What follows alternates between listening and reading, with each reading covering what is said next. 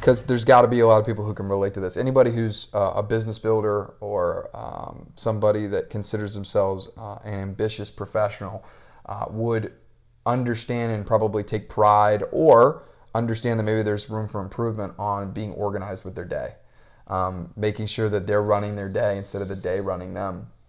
And we've had some recent conversations about this, kind of in the cycle of where we are professionally, of how important that is. And I know your identity has changed throughout the years just from the progression of our business. And for those that don't know, Taylor in his past role when you were working directly as an agent slinging business, there was nobody who got after it like you did. I mean, numbers off the charts, transactions were off the charts, brought a level of intensity to the day that nobody else had.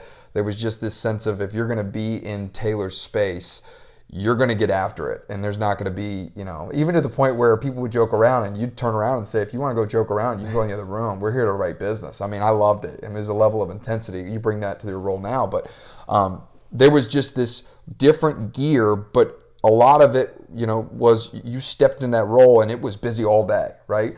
And now in the role that you're in, there's a lot more strategic stuff at play, and there's some bigger macro stuff that we're working on together.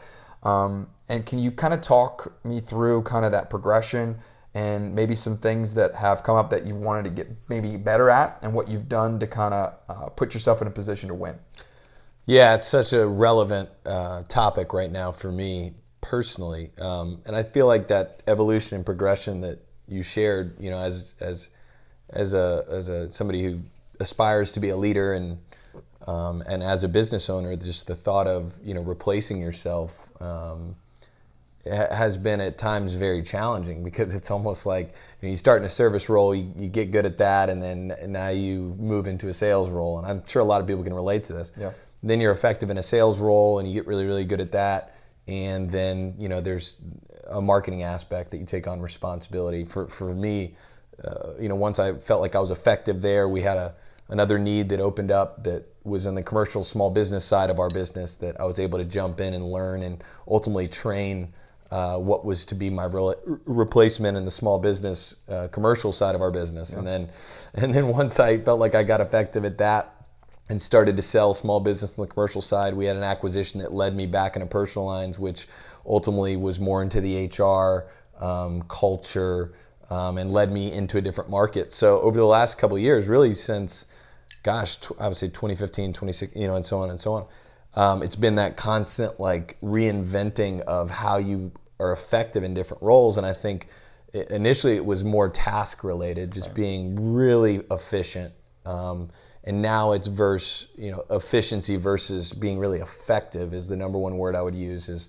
And so if you're working on more long-term objectives or quote unquote higher level stuff, whatever you want to call it, some of that stuff doesn't just happen in a day, right, or an hour or one meeting or one sales call.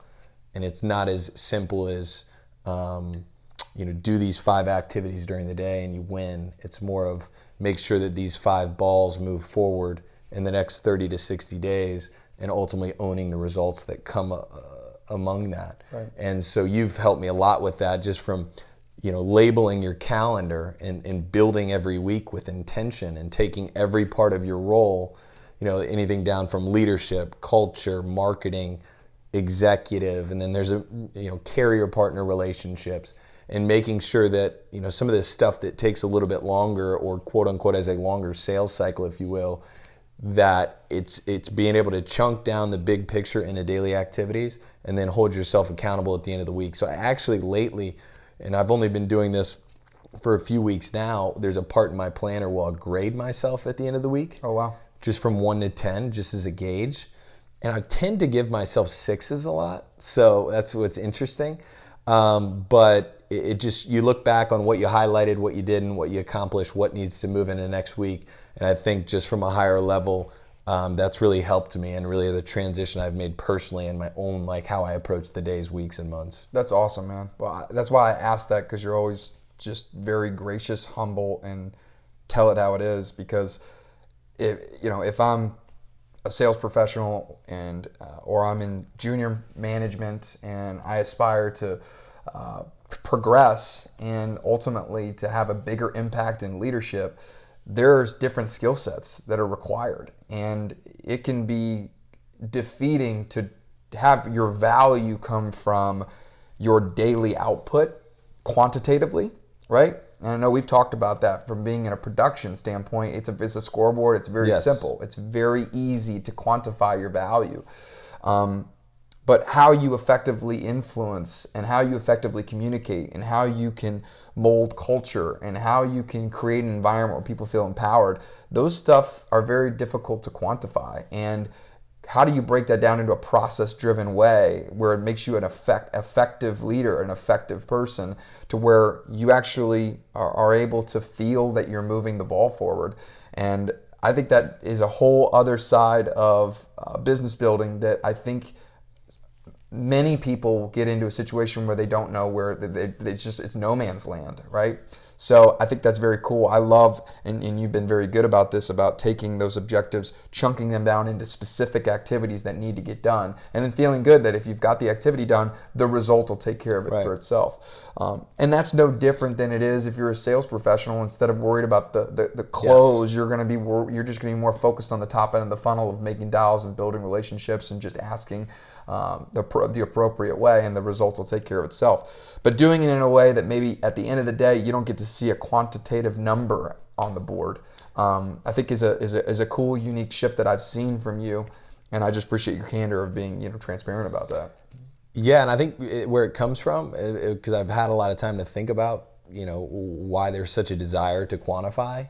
I think what it comes from is a background in athletics that, in team sports or sports, it's just, there's so much simplicity in the competition, right? Like, you set out there, you play for a couple hours, and you either have the higher number on the scoreboard or the lower number. And then you're able to take that and either get better or, you take those immediate results, and that's your judgment, right? And so after doing that for so many years and having a background in basketball, getting out into the business world, that was the number one thing I struggled with, right? There wasn't that immediate gratification, like, did we win or did we lose? It was like, it's more of a journey. And along the way, you have things like production, or you have things like profitability, or whatever, growth, whatever, that you now replace your basketball scoreboard with.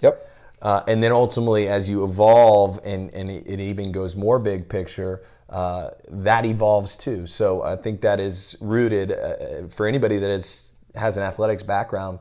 It's one of the reasons that I think actually former athletes are really good sales professionals, because they're used to being judged quantitatively, and they're used to being able to put in the work and go after result. And they're also used to doing stuff when they don't want to do it, but they know it's going to help the result, or it's going to help, they fall in love with more of the process. And so just a side note, I think it's an interesting bridge from athletics to what is now the world of business, and how you kind of approach it. That's great, man. Yeah. That's super cool.